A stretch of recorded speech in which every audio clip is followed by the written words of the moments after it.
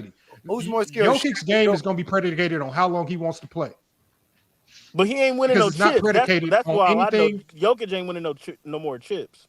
He might not. He might not. But we're talking about the fact that Jokic is still playing. His book is still open. It's not written and sealed. A lot of people seal Jokic's book. You know how many people talking about Nikola Jokic right now say he can never be top 10? They've sealed it. They've already locked him out. They act like what he did is weak. It's in this era. It don't count for nothing. They already degraded. And I don't hear nobody coming to bat for Nikola Jokic when people say stuff like that. That's cap. I hear that argument all the time. But if everybody's No, got Jokic has a lot Nikola, of fans. hold on, those That's same people got Nikola Jokic top 20. Bro, but we just ain't putting him in no most people don't even talk about top 20 list. Hey, at this moment in time, does Steph Curry clear Jokic from the all-time list? I don't think Jokic can see Yes. Shaq until he gets at least a back-to-back That's title, a bro. fact. He above Scotty, nigga. Yeah, that's a fact. But I hold don't on, think- but for no fucking but reason. wouldn't that based Jokic on my was a sidekick criteria? too. Based on my criteria, Jokic is above Scotty. And Jokic was We sidekick agree. too. Hold on, I just did a show the other day where I said Jokic damn near is starting to enter to that territory where we're starting to have to consider top 10 already. He's top He's 15. top I got him 15 right I got now. him 15, If 16. you want So what I'm Yeah, saying he's is, 15 you right late. now. I'm not saying I've already Scotty can no longer play. Scotty wait. Pippen's cemented. What we're saying is the role player tag, if you remove it, it elevates Scotty. If No, you it keep don't. the role player tag in play, it keeps Scotty diminished. He ain't got I no don't league care. MVP. I don't care Wait, what Mike, you wait, do, wait. but we all know that if you diminish the role player tag, it by default diminishes Kobe. No, but forget all that. Hold on, wait. Hold on. Lamont, Please, hold on. Y'all Clip, be hold doing on, bro. this Clip, whole hold on, thing hold is hypothetical. Hold on, bro. hold on, Mac. It's Hold not on, a hypothetical. That's a fact. Hold on. Since you It's want just to grade based on niggas' illogical. criteria, why? It's hold on, based hold on people not willing to be consistent. No. My thing is, Lamont, if it's such an overinflation for MVPs and changing the game, all the other shit and dominance, Are where's you Moses referring at to on my your list? criteria or the topic? I'm asking you, where's Moses on your list with this overemphasis on MVPs? How is it an overemphasis? Because you're taking a voted So hold reward. on. Let's You're just taking do a like it. reward Let's that just people. go with the because So you're my not- criteria is so- about easy. My criteria is about easy boxes. Yeah, that you where's can Moses check. on? Yeah, Hold where's on. Moses on your list? I'm about to show you where he is on my list just using my criteria. Does he check the ChatGPT. boxes for MVPs? Yes. Huh? Yes. No, Scotty doesn't. He Oh, does. yeah, Jokic. He does. I'm talking about Moses Malone. Malone. Y'all Yes, he does. He's got 3. Yeah, Was Moses he the does. best player of his era? Oh, Nope. why we doing the step-by-step shit, bro? Because No, I'm he's just going not. through my criteria to show you why Not he does at not all. check the boxes. He wasn't the best player. Did he do anything talent wise that changed the game? Nope. So No. so he didn't. He has no generational impact on the game, right? He talent wise or statistically, was he statistical anomaly? even Did he close. do anything like Wilt? Did he do anything like the triple doubles? The Was he rebounding, that's statistical all. anomaly? Yeah, He's rebounding. one of the greatest rebounders of all time. Yeah, But you rebounding. don't Was give a he? fuck about rebounding. Was he? Oh no, either you are or you're not. When we're talking about the best of all time, you saying either He is are the or you're greatest. not. He's the wait, greatest Lamont. offensive rebounder of all time. Hold on, wait. He's the greatest offensive rebounder of No, all time. stop He that. didn't Stop play his that. whole 30, career. stop it. Listen, Lamont. If we're not counting Bill Russell and Wilt Chamberlain, yes, Moses Malone is definitely No, that. but the unfortunate reality is we are because No, I I don't got take you. away from I'm them. just saying, but he's like right underneath them. That's the whole point. Like he's really like right there. So I'm Okay, saying like he might be right underneath them. I'm but just saying again, in his the era, top 10, the era, top in 10 his doesn't era. have a lot of space for I know, guys but I'm that saying, come but in third his or fourth in certain categories. in his era, does it count for him being as dominant he was in his era? The best rebounder of his era. No. Statistical anomalies are not about your era. The only being the best player in your era matters. So when we talk about statistical anomalies, did he do anything statistically that's a statistical anomaly that will go down, that we will look back on NBA history and say, like LeBron's 40,000 points, Steph's threes, anything like that? No. No. You also got to understand he played So in the Sturdy, that's ABA 3 too boxes before he's the not merger. checking. He played So one hold game, on. don't matter. Let's go. Continue. So what I'm saying by my You don't need criteria, 3 boxes just to hold just to be on. considered There's top 10. more Sturdy, but all I'm showing you is that based on my criteria, Moses is not checking a lot of boxes. Because you only stop. But I get it. Just like, it's just whoever like you with wanna, Steve like, Nash. shift, bro. Steve Nash with 2 MVPs does not check a lot of boxes for me. Nah. No, You I'm are saying saying as if the MVPs is the only thing, and it's not. It's no, about that's why I never said it was the only thing. I said it's overinflated, but that's how you value okay, it. That's but it. how is it overinflated when it's weighed equally with all my No, other criteria? because just because a player have more MVPs, It's just one do check not- mark. If you have the Yeah, I know. MVPs, I'm about to finish it's it. a check mark. I'm about to finish it. Check mark. Check mark. Based off the way you've been pigeonholing this whole topic, especially with Kobe, that's what I mean by that. Is the fact that you say that you don't even consider the other all-time awards that are fucking hard to get to, especially What? the position Like restricted what? ones. Like what? All NBA first team. Like all NBA first team. That's Scoring a hard champ. fucking award to achieve. Hold on. Sturdy. Scoring championship. Sturdy. You don't care. You just said you don't Why did I care. say- You said that early in the stream. Sturdy. Why did I say I was not considering all NBA first team. Because you said MVP is the highest prestigious award. No, Just that's because not it's what the I said, highest Sturdy. don't I mean it's the only specifically one. said. That's not what he said. I specifically said with all NBA first teams, I said the problem with all NBA first teams, it's hard to judge them because everybody in your top 25 players of all time has a whole bunch of them. Facts. So I said the Scottie Pippen separator. I said the separator. He has 7 The of them. separator because all. first team. I mean, you can extend it as far as the top 50 I'm players. saying you can threshold. But hold like on, you did Sturdy. with Listen to what I'm MVPs. saying so you understand. I said the separator when I have a whole bunch of really good players where all of them have a lot of first teams, second teams, third team, however you want to surmise it. The separator is the MVPs because out of this great group of players is not going to be a lot of these players with a whole bunch of MVPs because that's even harder to win. So all it does is it helps me make my list smaller and I can weed people out. But it's just one element of the criteria. Just like Sturdy with generational accomplishments. Not everybody in your top 20 can do what Steph does or what LeBron did with 40,000 or what Wilt Chamberlain did with 100 points or averaging 50 in a season or what Oscar did averaging triple-double, right? There are certain things where you have, and then statistical anomalies, people who change the game. Not everybody can walk in and make the NBA implement a zone like Shaquille O'Neal did. So when you have people that can change the game because of their talent, when you have statistical anomalies like LeBron's and even Bill Russell to a certain degree, well, those things, you start to check more boxes and I can weed people out because not everybody has these things. And so my criteria helps me weed things out. And actually, when I put my criteria in the chat GPT, outside of the switching Jordan and LeBron at the top, it was exactly the same as I have it. So cool. I kind of feel confident in it because my criteria, at least, unlike some of y'all criteria, is the same exact names that I put in it. Validated for you. You just said it. So let me give you a counter argument. But hold on, Sturdy. I did my criteria years ago. The only thing the chat GPT makes me feel more confident in is that it's unbiased and it's consistent. Some of y'all criteria, Mac Def's criteria took Wilt and Bill Russell out, 2 players that he loves. Flawed. King Rose criteria put a player that he hates as his GOAT. Flawed. That's according to but that's according to how you guys wrote down the criteria. No. I told you to tell me. That's how ChatGPT interpreted the criteria. That's what I'm saying. ChatGPT exposes y'all. I don't know. No, it's just a funny thing that you can use, Lamont. Incoherent gibberish that y'all try to say is criteria. No, it's just a funny thing ChatGPT don't expose nothing. No, the point is inconsistent, incoherent gibberish that's too general to come up with a real top 10 because y'all are too scared to stand on a real take. Okay, Lamont, let me give you my top 10. Oh my God, bro. Let's do one of the reasons this. why he won't even rank Scotty. Let's do this top. Stand on this ranking. Lamont, you don't put your based on your criteria. Scottie Pippen ain't no top 20. Hold on. What fucking impact he got? Lamont, I'll tell you this. What MVP he got? 6 champions. I'll tell you exactly. What MVP he got? Hold on. I'll tell you. He's not in my top 10 back there. I'll tell you exactly where. I'll tell you exactly where I rank Scottie Pippen as soon as you send me the rest of my money. I sent you your money.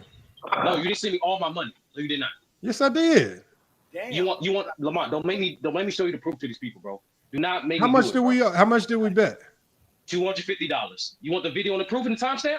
Yes. Okay, I couldn't find it. I thought we bet. I just figured we bet 100. No, I got you. Go to the Stephen A. Stream if you want. I can drop the link right now. Well, sturdy. My only question is, how come you didn't text it to me? I did. That's why I asked you yesterday. Did you see a text message? Lamont, don't make me do this, bro. Man. Lamont, don't make me do this, bro. Okay, so sturdy. I'm online. Sturdy. If I had it wrong, all you do is call or text me. Nick, Lamont, I can send you a screenshot right now of me texting you, bro.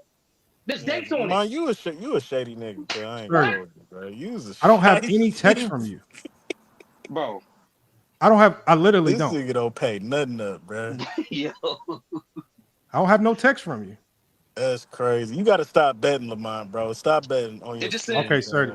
All right. Well, I sent you 100. I'll send you the rest. Gamble. That's the Don't case. gamble no more. Text it to me again. Lamont, do you got eye test in your criteria? Where my Hell no. $859 then, nigga? What you mean? Hey, wait. So wait, I'll is send you Jokic $1 over tomorrow, KD, Mac. Lamont? Yeah. This nigga here, bro. Let me Hold get my on, money Mac. too. I mean, Mike. What'd you say? Is Jokic over KD right now? Mike. Where does Jokic rank in your criteria? What is your criteria? Oh, I don't got a deep enough list to get to Jokic. Where's your criteria? What is your criteria? Man, the eye test, accolades, winning. Like, you sound drunk half the time. How the hell your eye test gonna be worth a damn, man? Man, This is like Slim. When Slim talking about his eye test, talking about Shaq was getting burned up in the pick and roll. We do the research. This motherfucker would never get put in no pick and rolls. Oh, Why is it? Hold on, Lamont. I just How is your eye why test is it- credible when as soon as Slim used this eye test from a 2004 game, damn near 20 years ago, and when we look it up to research, all of it was wrong. His entire eye test is Lamont, your whole criteria is based off of Chat GPT and No, it's not. MVPs. So That's your Mike, whole criteria. Chat Mike, GPT. what's your criteria? So Mike, what's your criteria? I just told you the eye test, winning, accolades, all that. Okay, so Mike, who's your top 10? That's 3. Man, Jordan, LeBron, Kareem, Shaq, Tim Duncan, Kobe, Steph, Magic, Bird. I think that's 10 right there. And your criteria is eye test. How much Magic and Bird did you watch? I mean, enough to know the basic. Talk about a game that you watched with Magic and Bird. Bro, I watched enough to get a basic breakdown, bro. Just give me one game that you watched with Magic and Bird. One. The finals. What? Which one? Bro, I watched enough. Bro, I don't gotta go Which down. Game 1 of this Hold finals on. and all of that. Hold on. Mike, if you said the eye test is part of your criteria, you got to give me more than one game. What games of Magic and Bird did you watch? Bro, I didn't watch they playoff games, finals. Which one? Just give me one playoff. One that stood out. Kareem. Bro. Just give me one game. I'm not finna go down all these games, bro. No, just give me one. I'm not finna go down one. Do you know one? Yeah, I know one, bro. But that's my criteria. I test winning accolades. So Mike, this is how we know you're lying, my guy. You don't use no goddamn eye test. You don't watch the games to know. You didn't watch no Magic and Bird. Hold on. Ain't no eye test. Hold on. I have watched the games but you forgot I still have winning and accolades, so that still pushes them over the top. Man, come on, Mike, man. I don't know where you guys come up with this nonsense, man. It's like y'all Bro, criteria. my criteria is better. Bro, your criteria is in the garbage can. Mike, your criteria is MVP. Mike, tell me one Magic Johnson game. One. Bro, Just it's plenty of them. One. Okay. It's tell me plenty of one. them. For example, a lot of us remember the 91 finals, right? Some of us can remember how the Lakers stole a game in the 91 finals, even though that's one everybody of was many. injured. So let me ask you, what game that Magic played and when you went back and watched stood out to you? I'm not going because then when I say where a you game, said you're gonna this say guy- he only had this and that So game. for example, Man, Ajani this just man- did some research on was it Moses Malone you were telling me about? I forgot who you were telling me about, Ajani. But it was an older player that you were telling me about. I think it was Wilt. And you were talking about his moves and how skilled he was offensively. That was Will. Yeah. So the way Mike, he went back and the way he can probably recall the game that he was watching, I'm asking you, Mike, which game of Bird or Wilt did you watch where they did something or they had a game where you said, God damn, that's one of the greatest players. But how does this relate to my what I said? It was Bob Pettit. It was Bob Pettit. Mike, he's giving you a layup, bro. He's Okay, giving you okay. a layup, bro. Bob Pettit is I better know than it's a Scottie layup. Pippen. How can it be a layup when he don't know no game that Magic or I know Bird the ever game. played I'm just ever in not history? answering the question. Okay, so just give me one. Mike. Bro, he's not going. He's not going to do it. Like, damn, move the fuck on. Hold on. Y'all think I'm just gonna let him get out the fire just like that, Mike? Give me one Man, game. You might as well move on, bro. No, Mike. You on the I big already gave stage. you the list. I already Mike, gave you the criteria. That's the end. You said eye test. What eye test are you using for any of these players if you don't watch? What you mean? I did watch.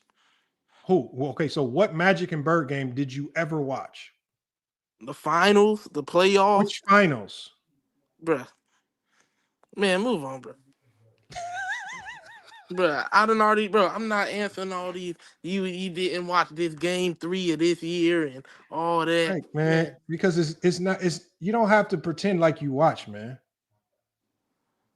I did watch. That'd be like me pretending like I went back and watched all these 80s games. I didn't say I went and watched every regular season game. You didn't watch any game, Mike. Playoffs and finals. I would almost bet money that you never in your life have sat through and watched a whole Magic Johnson or Boston or Larry Bird basketball game. You'll be wrong. Okay, so give me the one game that you watched. You've had plenty of time to Google and lie and everything. Ain't no Google, bro. Like I said, I go off the eye test, accolades, and stats. Okay, how can you go off the eye test if you've never watched a game? Man, bro, you keep going in circles, bro. I already told you. I've watched the games. I go off what I watch, what the accolades are, did they win, and that's it. Okay. So you say you got Wilt Chamberlain in your top 10? Man, he watched enough YouTube, man. He watched enough YouTube, man. Leave him alone. All I'm saying is this is like just don't lie, man. Eye testing is not a part of it. Don't lie. Man, it is a part of it. No, it's not. It's not a part of it. It is a eye part test of is it. the most flawed way to rank players. I would say this. Out of the criteria that we put up there, there's so much stuff that goes into ranking these players that we can't put all into ChatGPT. Shit's not hard. And the stuff that based on why it's not hard. That's why most based people on your generally criteria, have the same 15 names. you leave stuff out. Based on your criteria, you leave a lot of stuff out. The reason why we know it's not hard based on is my because criteria, I left stuff out. Everybody's gonna have Bron. Everybody's gonna have Kareem. Almost everybody's gonna have the same consistent names. This is how we know it's not that hard. You acting like somebody got Jerry West and somebody then found Dr. J slipped up into his. This shit is not that mixed up. Everybody Dirk slipped up into his. We had KD in the top 10. What are you talking about? This is some rocket science math project. I got to go do some calculus to figure it out. You just trying to make it complicated because you're trying to find a way to weasel No, your we're guy not. in. We're not Yes, making you are. it complicated. Hold on. So again, if it was that Kobe's hard, not top 10, does he have a case to be top 10? Okay, let's just ignore Kobe. If it's that hard, why is Kareem almost in everybody's? Because he has a case as a fucking GOAT. Because he got the accolade. If it's that hard, why is Jordan and LeBron almost in everybody's top 10? You got up out of here, see? So Lamont, it's not rocket. Do you ever? Basketball is not very difficult to analyze. Y'all just make it difficult when you try to be sneaky. Lamont, when you make these top 10s, do you ever consider? I don't judge people's top 10. I judge people's criteria. Oh, okay. I don't care about who your top 10 is. What do you hear me asking everybody? What's your criteria? So let me give you mine, man, and I'll get out of your hair, man. Let me see what you think about this. Slim. What's your Slims? Hold on, let me go to a new thread for you, Slim. Let's see if yours aligns, man. What's your criteria? Yo, MacDuff, check your DM. All right, my criteria. I have a few things, but the number one thing for me is nobody can enter my top 10 unless everybody has seen you in the finals, right? Like you have to have been in the finals more than everybody else in history. So guys like LeBron, guys like Bill, restate that again. That's a very weird one, right? You cannot be in the top 10 unless you've been in the finals the most. So guys like Bron, Michael, Kobe, Tim, Bill Russell, these guys all have like crazy amounts of what's your second criteria? So NBA Finals appearance is this is not in order, but this is one of the criteria. How many times have you been to the finals? How many times have you won? What's your win percentage in the finals? Right. So those are the main three things related to the finals. That's you know two what things. I mean? The other thing is, what's your competition look like?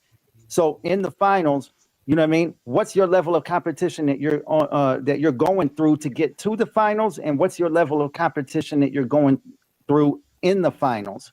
And so that all plays a role.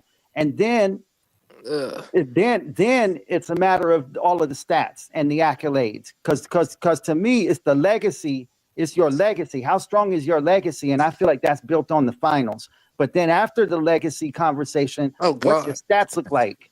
You know, scoring, rebounding, and then all NBAs, all NBA defenses, all those different things.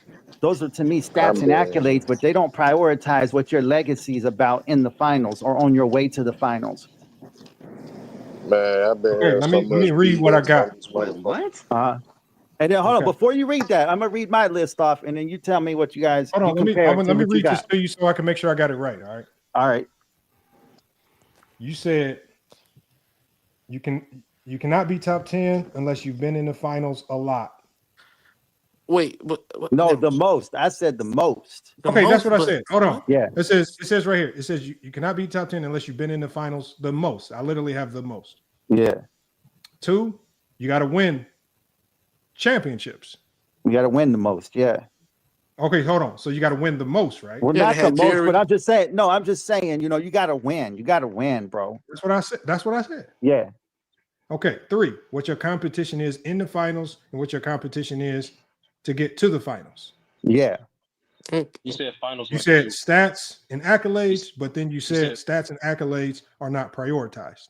No, he said. No, I'm just saying this is not in no order. This is just the things that I look at when I think about greatness. About stats and accolades, you said they're not prioritized over winning. Yeah, they don't supersede the finals appearances or the number of rings that you have. This dude finna have John Havlicek in the top 10. Nah, he ain't gonna be in there. Oh, and okay. then, and then is there any other thing? You gotta have at least an MVP. You gotta have at least an MVP. Okay, you have to have at least one MVP. Okay. And then this ain't a mandatory, but this is something that goes into my my way of thinking. It's not a mandatory category, but I value guys that stay on the same team throughout their careers, like their whole careers. Oh Lord! Oh, this should be crazy. No, but it's not a mandatory category. I'm just throwing that out there. I'm just throwing that out there. Don't do this. Okay, hold on. Tell me your top 10. My top 10. This is my top 10. I got Michael. I got Magic. Oh God. Michael, Magic. I got Michael, Magic. I got Bill Russell. Oh Lord. I got Kobe, Bron. I got Shaq, Tim, and then I got hold on. It's Michael, Magic, Bill, Kobe, Bron, and then it's Kareem, then it's Shaq, then it's Tim, then Larry, and then my last one is a toss-up, but I'm debating between Steph and Wilt. Because I think Steph has enough rings to get in that conversation. He's changed the game, like you guys mentioned earlier, but Wilt was so fucking dominant statistically, it's like a coin flip between those two for me. Okay. So we got I think we got the gist of it, which actually I don't knock you up. I don't knock that. So here's your criteria right here. So it's giving me a recap of your criteria before I even look at the list. It says must be near top in the finals appearances. Is that a correct summary? Yeah. Okay, must have won. It says multiple titles. Yes. Okay. Weight is placed on level of finals competition and road to the finals. Yes. Stats, accolades are considered, but do not override winning. Yes. One MVP is preferred minimum. Yes. And then it says bonus, loyalty to one franchise is admired. And I forgot one last category. Did you repeat if they repeated or did better than a repeat? Like so a repeat. Hold on. Let me add it in. And that's everything, bro. Repeat title winners.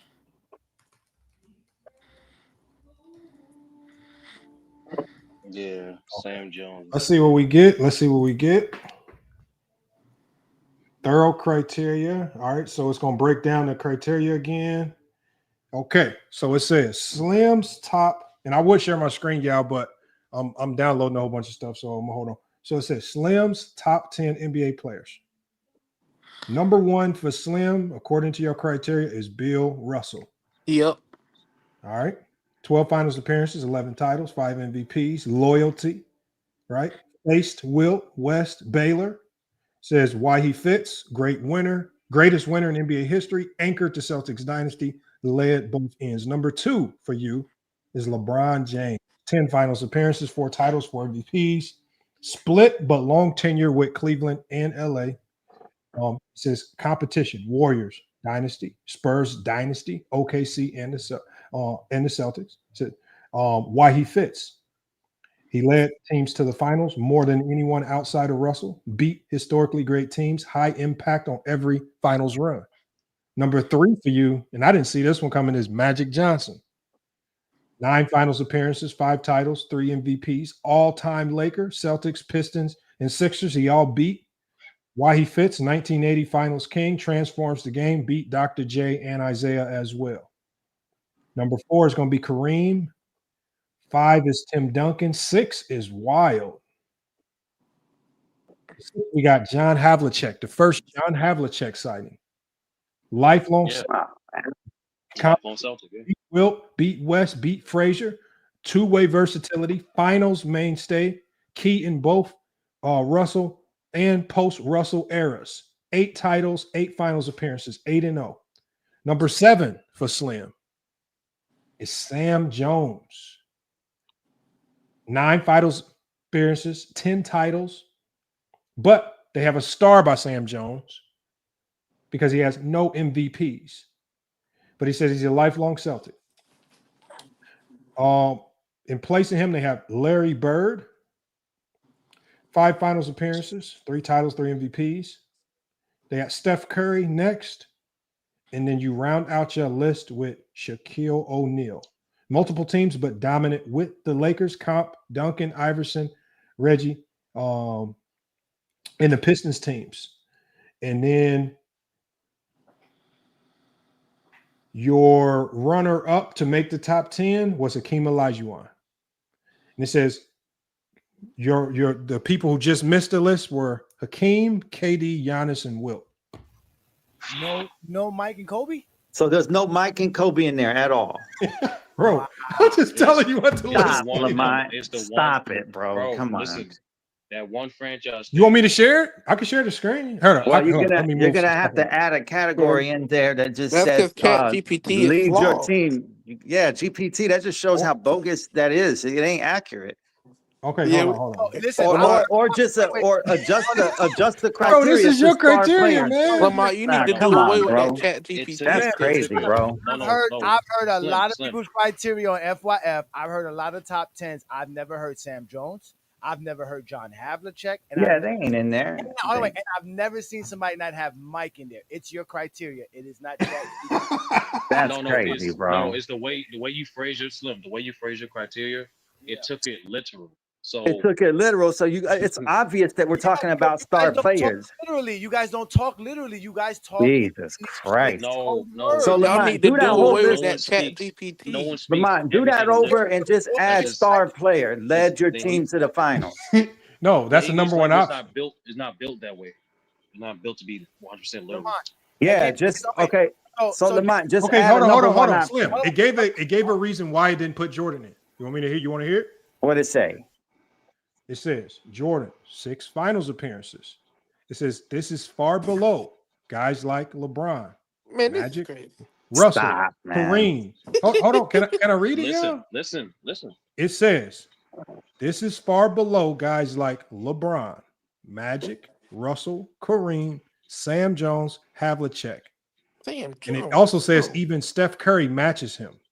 It says Slim, you cannot be in the top 10 unless you've been in the finals the most. 6 is elite, but not the most. Okay, well then rephrase it to just see. That's what I mean. It's making you say exactly. No, Slim. They warned your ass before I hit any. Man. They said Slim. They Crazy. said Slim. This is gonna be messed up. Mike was even saying it. This y'all about to be messed up. Yeah. All right. So just Put all in you gotta chat why do is Kobe's not update top the- 10. Just Put update in the chat list. why Kobe's not top 10. Okay, hold on. Why is Let me just hear what they got to say about that. Let me hear the lie. Well, He got 7 appearances. okay. So it says. No, it not says, based on his criteria. I'm just telling you, this is all based on his criteria. It says Kobe, 7 finals appearances. That's solid, right? But not more than Bryant, Magic, Kareem, Russell, Sam Jones, Havlicek. It said, according to Slim's rule, it says, according to Slim's rule, you must have been to the finals the most. Kobe's number is great. As the number one. It took that as Hold my on, number one. Hold on. Can I finish, Slim? Can I finish, Slim? It says Kobe's number is great, but not elite enough as a number one option in comparisons to others who get an automatic nod. So it actually uses the number one option tag to denigrate Kobe. I think this shows your criteria. Damn. No, so all it means is that it has to be worded differently. That's all it means. No, it doesn't. No, it doesn't. No, it just proved our point. No. Oh, hold on. It has more. It has more for Kobe, y'all. Hold on. It has more. Hold on, y'all. It has more. Let me read it. Okay, continue. Go ahead. It also says, hold on. It also says, it talks about Kobe's 5 titles, right? So it has 3 categories. It broke Kobe down into 3 categories. It says 2 as the clear number one option, right? Strong number, but it says 3 of his titles are as Shaq's number 2. A dynamic. It's a dynamic that Slim likely penalizes based on prior discussions. Show that on the lead screen. roles and alpha status. Show that on the screen. According to that, hold on 1 second, y'all. Can I finish this? Can I please finish? Can I please finish? Lamar can't make up those words. Let him finish. Okay, so can I please finish? It says Slim values winning, but he also values how you won and who was the face of the dynasty. Kobe's early titles are team wins with as second options at best, not clear carry jobs. Now it goes to number 3. Competition faced. Kobe's finals opponents: Pacers 2000, 1-star team in Reggie, Sixers in 2001, Iverson solo, the Nets 2002, weakest finals team of that era, Pistons and he took an L, Celtics they took an L, Magic weak path. It says weak path, and it says injured KG. It's and it also says right here, it says the Celtics in 2010. It says Celtics in 2010. He shot 6 of 24 in Game 7, played horribly. So it even talked about his performance in that Game 7. It says when you stack Kobe's opponents versus guys like LeBron, versus the Warriors dynasty, Duncan versus LeBron, Kobe, and Shaq, Magic versus Bird, Dr. J, and Isaiah, Russell, or even Bill Russell versus Wilt and Jerry West, it doesn't hit the same in terms. Mike, can you please hold on, y'all? I know y'all don't like it. Unfortunately, this is Slim's criteria. It says it does not hit the same in terms of elite playoff gauntlet. It also even goes to now a 4th section with Kobe stats and accolades. It says Slim does not prioritize them. Kobe has 1 MVP, 2 finals MVP, 18 All-Stars, 11 All-NBA first teams, 9 all defensive first teams. Incredible accolades, but Slim does not prioritize accolades over titles and finals appearances. These help, but they don't override the structural demerits Kobe has under Slim's rubric. And so, again, it's killing you. It has categories 5 and 6, Slim, that also explain why Kobe's not in. You can choose to pass that up, but it's going off your criteria. Man, your criteria again has significant flaws. No, it's the way you typed it in. It's the way you typed it in. You want me to read what I typed in? No, just put it. Hold on. Now, hold on. Hold on. Let me respond. Hey, Johnny, did I not give ChatGPT summarized this criteria and I read it back to Slim? Come on. Did Slim say it was all perfect? Come on, they're not going to listen to me. You my boss. They're not going to listen to me. You my boss. No, hold on. Did everybody hear me read Slim's criteria back? I didn't know they were going to eliminate the and it reiterated exactly what he stated, how he stated. But what it did, when you read it back, you can see that it's eliminating the automatic common sense of it. I'm going to give you another criteria, Slim, for Kobe. It says, number 6, MVP count is weak. Only 1 MVP in 20 years. Even player It says even players with fewer finals or rings like Steph, Bird, Magic, Duncan, LeBron have significantly stronger regular season peak dominance. Bottom line. It says bottom line. It says bottom line. Why Slim leaves out Kobe. They summarize what you did to Kobe in a statement. It says, I reward warriors who went to battle often, faced monsters, brought the chip home, and who led from the front. Being nice ain't enough. You had to be there every year as the face of the war. That's according to Slim. They summarize what you did in a quote. And it says Kobe did not go to the finals as much as the elite, did not win as the number one guy enough times, faced less daunting finals competition, had one MVP that he got later in his career, was Shaq's number 2 during the dynasty's peak. Now, this Lamar, is why how come when I he's not typed in now, how come when I typed in my chat GPT, it says something different? Because you probably finessed it.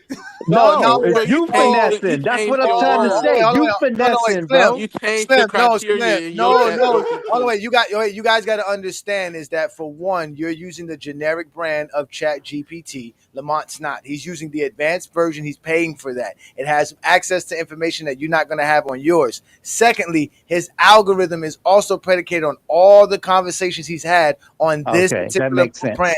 So that means you're not the only person to convey to ChatGPT how you see basketball. It has taken all of our information. All of us here that you see here, it's got all of our information. It knows us very well. So let me. Okay, I get you. I respect that. I understand that. No, it's non-biased. See, it doesn't have common sense because common sense is not really common. So now, all right, good. I understand that. It does ask the question. It says, "Do you want to remix this?" No, I only want to add. It says right here. It says at the bottom. It says, "Do you want to remix the list where finals dominance as a co-star counts a little bit more, or MVPs and stats matter more, and then we can see where Kobe and Jordan land?" No. It's just literally giving you an out. It's giving you an out, Slim, to fix this bullshit. Hold on, though, bro. Let me It's giving you a way to fix it. Let me just add 2 categories and it'll fix it because I didn't know that. All you have to do is fix what is recommended. It still won't have Kobe. It won't have Kobe in the top 10. Once you put that let me word it so it can't trick out, man. Let me just word it. Top 10. Okay, so we want to word it exactly so it puts Kobe and Jordan in where you want them, right? No, I'm not going to do that. I'm just saying. We're not going to go with your sense. unedited, unabated criteria. No, we got to now go with reworded, refixed criteria that manipulates them in. No, what I'm saying is, Lamont, we all know the automatics. Come on, bro. The automatic is, you know that leading your team to a championship. I don't know what automatics. You didn't have Jordan or Kobe in your top 10. So all you have to do is add a category. Jordan in your top 10. Add a category that says best player on a championship team, and that's it. It'll eliminate all the other bullshit. Is this the first time ever that somebody has put a criteria up that excludes Jordan? Is this like literally a first time? That's what I'm saying. I told you that before you said it. You was like, every criteria gonna have Jordan. I was like, and we just seen one. I told you. Everybody they warned you, Slim. Hold on. Everybody up here warned you before I hit enter, said, Slim, this is about to be trash. Yeah, but I've never used ChatGPT. I don't know the algorithm of ChatGPTs, man. I don't use ChatGPT. It just shows that when you go to make a top 10, you got to be exact and precise on every explanation. You got to assume stupidity when you make that. When you make that criteria. Wait, Lamont. We need a max. Give me your criteria, and we'll see how accurate it is. I'm so glad you said that. Thank you, Lamont. Humongous gaffes if you put your criteria in. Okay, let's do that because I want to see if Steph ends up in my top 10. We're gonna see if it's ChatGPT or if it's just your bogus criteria. Let's go with Johnny's criteria. Let's see if it gives us normal names. The typical. Do you got Steph Curry top 10 and exclude no, Michael Jordan? I don't have Stephen Curry top 25. Let's go. Lost your mind. Let's go. Yeah, because we about to explain my criteria and see if I'm wrong. Let's go. Let's have some fun with ChatGPT. All right, let's see here. All right, so let's go. You know it's stats. Right, that's the number one thing. Okay, so number one, stats. Hold on, number one. Stats. Okay. All right, and when we're talking about stats, we're talking about career totals and career averages. Totals and career averages. Okay. All right. Value players who have the highest or most in the totals and averages. over players who are least. This all favors one specific Okay. player. What's Okay. 4? Okay. Then we have accolades. Okay. That includes championships, seasonal awards and honors. Okay. Right? And also value players or weigh players by who has the most accolades to the least accolades. Okay. Next one. Right? The last thing is achievements, which include milestones and records. This is all kind of the same thing. Okay. No, it's not. It's all different, sir. Okay. Milestones, achievements, milestones, records. Right. And the milestones and records also value players with the most milestones and the most records over the players with the least milestones and records. Okay. Are you ready for me to enter? Or is there any other context you want me to add? No, I know exactly what I stated. So with that being said, my top 10 is, right, you go ahead and hit enter. My top 10 is LeBron James, Wilt Chamberlain, Kareem Abdul-Jabbar, Bill Russell, Michael Jordan, Tim Duncan, Dr. J, Kobe Bryant, Magic Johnson, and Larry Bird. Matter of fact, also include all ABA stats, accolades, and achievements. You got to make sure to do that. You hold on. What was that last thing you said? You have to include all ABA stats, accolades, and achievements. So they're not going to count Dr. J yet. Include. Oh, they did just add that too. Okay, and make sure that they're doing this for the whole annals of NBA history since 1947-48 season. So for the whole 76 years. All 76 years of basketball history. All I heard was stats and accolades. The whole Okay, so hold on. It's going to summarize. It's going to summarize it first. All right. And hold on, before it summarizes, let me summarize it for Mike. Again, no, it doesn't. Your stats is your production, is your actual impact, what you actually do on the basketball court. Your accolades are your honors and awards that recognize your production and impact on the floor. Your milestones and records are your longevity, your ability to hold records and it broke it down. But that's how I break it down. So there's 3 separate categories, and these 3 separate categories are predicated on your stat. Everything that a player does is predicated on their stats. So I'm going to read it back to you. We're going to make sure it's accurate. Go ahead. Stats, raw numbers matter. Points, rebounds, assists, career totals and averages, longevity plus peak both count. Value the players who led in totals and per game averages. 4 accolades, titles, MVPs, DPOYs, all NBAs, all stars. Number 5, achievements, milestones, and records. Who has the most to make up a GOAT level resume? Number 6, ABA stats count. Players like Dr. J, Artis Gilmore get full credit. Number 7, entire 76-year history considered from Mikan to Nikola Jokic. It says the GOAT James Kingdom, top 10 all time. Number 1. It has LeBron James. Number 2, Kareem Abdul-Jabbar. Number 3, Wilt Chamberlain. Number 4, Bill Russell. Number 5, Michael Jordan. Number 6, Tim Duncan. Number 7, Magic Johnson. 8, might be a little bit surprising here, Oscar Robertson. Ooh, okay. 9, gets even nastier. Okay. Karl Malone. Oh no, that's disgusting. And number 10, that's Dr. J. Oh, no Kobe? No Kobe? No Larry Bird? No Bird. No Kobe. No Bird. But that makes sense with Oscar. Who at number 10? Karl Malone and then who? No, Not really, it had Dr. J at number 10. Oh, you know what? I forgot to add Lamont to make sure we put the playoffs in there too as well. Damn. I think incorporated playoffs. I mean, that's just a natural part of the game. Okay, but the playoffs is what hurts. The playoffs is what hurts Oscar. The playoffs is what hurt Oscar when you really go to his totals in the playoffs because he didn't really have too many playoff games. For one, didn't have too many playoff rounds when he did play, but he didn't really go too far. But so that's what really hurt him. That's why he's like 14th on my list for real. When I did all the numbers, but that's close. They got all the way up to number 6, correct? That's what I was looking at. Is that your top 5 exactly? No, except for Wilt and Kareem. They just switched Wilt and Kareem. I got Wilt second because of the achievements and milestones. The Wilt's achievements and milestones are crazy. Now, Mike, How come this didn't randomly leave Michael Jordan out like or Slim? How come this didn't randomly leave Michael Jordan out like your criteria did? Because you guys, this probably ain't the first time you've chat GPT'd it. No, this is my first time. No, this is my wait, this is my first time. Wait, this is my first time giving Lamont. I've been wanting to do this for a very long time. This is my first time giving Lamont my criteria to see what my top 10 is. And I was scared because I thought Stephen Curry would make it, but he didn't even have Stephen Curry. So again, this is my first time. Want me to see what the honorable mention was? Yeah. What are the honorable mentions? What are the honorable mentions? Hold on. Who are the? I got to light up for that one. Shout out to Chat GPT and Max Eat the Slim for his nonsense. Oh, this is a number 11 Slim. for you. Change your number criteria. 11 for you. Yeah, I definitely got to change mine. This is surprising. Okay, but I guess it makes sense because of the accolades and milestones actually are a lot more than I thought. Okay, Kevin Garnett. Wow. Kevin Garnett got a lot of milestones. No, he does. He got a lot. He does. He's up there. He's up there as well. Yeah. 12 is Dirk. Oh, I got those guys back to back. Yeah. 13 is Shaq. Oh, Shaq is 12th. Below Dirk? Wow. 14 is Hakeem.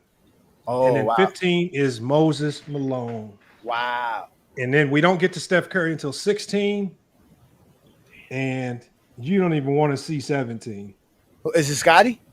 No. Does Scotty reach top 20? No. No, I don't even want to say it. It's so crazy. What, Giannis? Who, Kuzi? This is so crazy. I have to share my screen. Because remember, I'm doing everybody. I don't hate on nobody. So if I show y'all 17, y'all don't think I'm lying if I say it. So I gotta share my screen to show you. It better not be Miking. Is it Isaiah? Dennis Rodman? Can't be Miking. Bro. I don't even think y'all will be able to guess this one. Robert Ory? Oh, well, that's probably like Hal Greer or something. Right? So look, I said, who is the honorable mentions? Yeah. AG. Dirk. Oh my gosh. Kobe. Shaq. No, Kobe. They haven't said Kobe yet. No, Hakeem. Oh my gosh. Wicked. Moses Malone and Steph. Okay, that's wicked. This is about to get nasty, man. Oh, let's see. Don't tell me Tom Gola. Draymond Green, get the hell out of here. The fuck out of here, away with Chat GPT. That's how you know it's bogus, bro. No, go look at no. Let's wait. Let's look at. do away with oh wait, let's look at what they're saying. Okay, they're saying his stats, right? They're including. He says right here. Elite advanced metrics. So when you go to stats, it says he has elite advanced metrics, which are stats, which are true. Which is true. He does have elite career totals, low raw stats, but he was the key cog in 4 titles. High accolades that he achieved and get in the DPOY. Facts. So he has the DPOY, 4-time champion, 4-time All-Star, 8-time All-Defensive. It says milestones. What they're giving him in milestones is also analytic. He's high in whiz shares, elite playoff impact metrics.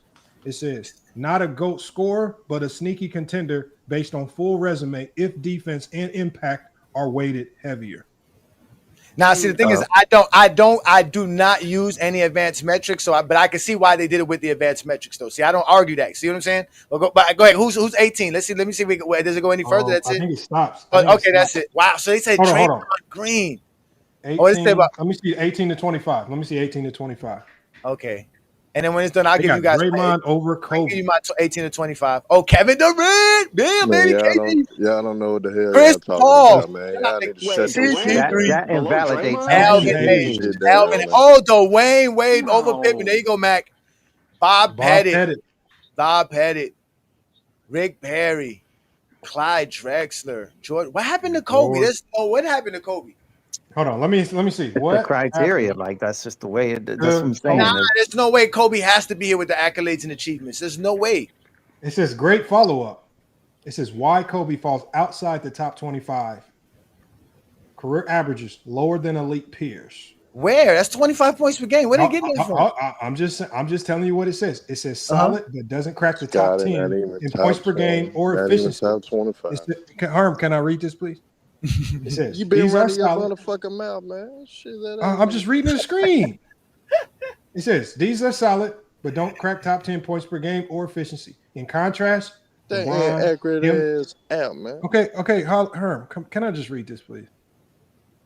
It says LeBron on 59% true shooting. MJ, 30 points per game on 57% true shooting. KD, 27 points per game on 62% true shooting.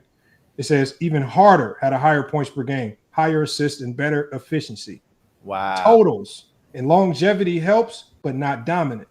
Career total points, 4th all time, but not top 10 in rebounds, assists, steals, or blocks. Never led the league in assists, rebounds, or efficiency. Great score, but no versatility dominance in raw totals beyond points. Damn, they going in MVPs. One MVP in 20 seasons. Many below have on this list have more. Kareem, Jordan, Bryant, Magic, Bird, Moses, Wilt, Bill Russell. This is critical in a stats plus accolades-based kingdom. One MVP hurts badly. Milestones records never led the NBA in career assists, rebounds, or efficiency. Not all-time GOAT record beyond most missed shots ever. Most all NBA first team selections. Who they talking about? Mike, can I finish this, please? Most all NBA selections tied with Bron. Kobe's career had fewer statistical milestones than players like LeBron, Kareem, CP3, Stockton, Wilt. Even goes to efficiency and advanced metrics stats, PER, win shares, box plus minus, consistently place him outside the top 15. Career win shares, true shooting percentage, box plus minus. It says true shooting below average for elite scores, box plus minus lower than CP3, Wade, Harden, Curry, even Manu Ginobili in some seasons. GOAT James Kingdom respects stat math, not fan narratives. Wow. What he does have: 5 championships, two finals MVPs, 11 All-NBA first teams, 9 defensive first teams, 4th in points, 81 points most games scored. These accolades keep him close to the top 30, but the lack of MVPs, records, inefficiency knock him out the top 25 in this specific framework. Ooh, damn. ChatGPT went with wicked work. Wait, not top 25? He's so not basically you can make any list you want based on whatever criteria you choose. No, they explained it. Again, they are using things that I don't use. I don't use defensive metrics. I don't knock Kobe for supposed to be his inefficiency and things of that nature. But they do that because these are all the things y'all hear about. When I hear the 1 MVP in 20 years, that's similar to 4 championships in 22 years. So again, these are all the narratives that people state, and that's why they say mine is more predicated on the actual players' production and not. You see the chart here? I like this chart right here. So it says totals. I like your structure. I just don't know why you don't have rings on the list. Says as totals a criteria. right here. It is on there. That's accolades, sir. Hold on. It says totals strong for Kobe, averages good but not elite, accolades 1 MVP hurts, milestones records, few historic records, efficiency and advanced metrics below top tier. Yeah, because moments, work ethics, clutch narrative don't rank high when compared to top players with more awards, better averages, and more records. Damn. Yeah, I think for me, but Kobe's the accolades, right? I would include the fact that he has the 15 All NBAs, the 12 All Defense selections, that's 18 All Stars. Those things matter to me as well. With all this, but again, no, I know it does count it, but that's what you doesn't need. No, I know they count it. But I remember GOAT James Kingdom. Remember what I said before. I said the problem with all NBAs is that you get convoluted with a whole bunch of players who have them. Like the top 25 players in NBA history, the top 30 players in NBA history, they all have all NBAs in all defenses. Yeah. And the problem with that is too many people got that. So to start thinning these lists out, you got to start going to take it one step above all NBA, which is league MVP. And then that thins it out for Kobe. And then when you go to milestones, that thins it out even more for Kobe. When you go to efficiency and advanced metric, that really thins it out for Kobe. And so I know they use it out. But like again, to end off my top 25 from what they were saying here, I got Hakeem 11, Shaq's 12, Jerry West is 13th, Oscar Robertson's 14th, Karl Malone is 15th, Bob Pettit is 16th, Hundo is 17th, Scottie Pippen's 18th. 19th is KG, 20th is Moses Malone, 21 is Dirk Nowitzki, 20th is David Robinson. I'm sorry, 21st is David Robinson. 22nd is Dirk Nowitzki, 23rd is CP3, then 24th is Baylor, and then 25th is Stockton. I mean, that's a respectable list. I don't have to agree with the list, but I can see where he comes to that and how he comes to that list. Slim, I don't see how you came to a list without Jordan, though. No. See, well, no, he read his Slim, list. I'm Slim, saying you just I had. lost all No, credibility. I read you my list, bro, but I didn't know. No, Slim, you ChatGPT don't acts got like Jordan, that, bro. Slim. No. Nah, I got Jordan up there, bro. Oh, come on, Slim, bro. you can't just put him in, but your criteria don't have Jordan in. Nah. I just know my criteria now has to be more detailed than what I articulated. I So gave you ample opportunity. I said you don't be general. I said you got to get thorough. yeah, I didn't know it was that thorough like that, bro. That shit's like No, exact. yes. So what you basically, say. so Lamont, basically what Chat GPT just did with my criteria was basically take yours and mine's together. Basically, it basically took what I wanted, but then made sure and graded it the way you got it weighed out. So that's how it was. So that's why I graded Kobe so low. Like that's crazy though. That's crazy. Kobe's not in the top 25. That was wild. It says All he's I in the heard top from 30. this is that eye test is most important. Oh No, my! but it's vague. Hold on. Watch this. Because Watch it's this. Hold on. vague. Watch this. Hold on. Watch this, Mike. Give me your eye test from the Pacers Thunder game. Game 2. From game 2? Yeah. Man, they What was went wrong for the Pacers? OKC was stopping their transition game better than what they did in game 1. Indiana couldn't get out in transition. They were struggling in the half court. Guys like Lou Dort on Halliburton couldn't really get nothing going. And they just smothered the Pacers, bro. That's your eye test? I mean, what you want me to give you? They in the second quarter they ran this horns action and all that. I mean, I'm giving the basic breakdown. Do you know what a horns alignment is, man? Bro, yes, bro. I'm not What finna is get it? into all because what you want to do What's is the horns the alignment? moment someone says something, Hold you on. got What's the horns alignment? all this and that, man. Hold on. Mike. What's the horns alignment? Lamont, I see what you do. Whenever Okay, so you like start it's like asking these this. questions. So for example, hold on, go James Keenum. When you say a team is 5 out, the alignment is 5 guys outside the 3-point line, right? Correct, Deb. Right. That's What's what I the was horns thinking. alignment? You asking me? No, I'm asking Mike. Oh, wait, what you say? I wasn't listening. You was listening. You trying to pull up Google quick enough. So let me ask you a question. Ain't no Google. All right, Mike. Let me ask you a question. If we put into Lamont's Chat GPT, right, about the eye test and the basic of the eye test, because you gave us your basic eye test for the game. What do you think the basic eye test is going to run out in the criteria? Do you think they're going to put Kobe in the top 10? Mike's going to be the GOAT? I don't know what Chat GPT. I don't use Chat GPT and all that. Yeah, let's place Mike criteria because it's a basic eye test. It's some nasty work, Lamont, man. Hey, man, first off, what I want to know with this duo that y'all got going on with Lamont and hey, who Shaq and who Kobe? First off, man, y'all out here playing a 2-man game on the FYF community like this, man. What's going on, man? Hey, who Shaq and who Kobe? First off, Johnny, what's up, man? You the sidekick. I know that. That's a fact. Second option. I'll be the second option, man. Me? Nah, you ain't the second option. You ain't the second option. Don't do that, Lamar. You already know where you at. Johnny running that pick and roll. Throw the lob and shut your ass up, man. Look, when I come through, you can't touch me like you do my guy Mike over here. Look, no. The 2-man press that y'all doing out here looking like OKC on these youngins is crazy, bro. Crazy work, man. Hey, the ethics. Hey, what happened to the ethics, man? Y'all used to educate brothers out here, man. We used to understand and try and figure out the game. And now what we doing is the straight cooking on hot takes. That's what we doing, man. Hey, first off, Mike, you so slow, you don't even know I'm backing your ass on, man. You getting beat up right now, bro. This is crazy, man. I'm saying, throw your mic down, bro. All right, I'll turn it down, man. But hey, this is ridiculous, man. Hey, They don't respect my take.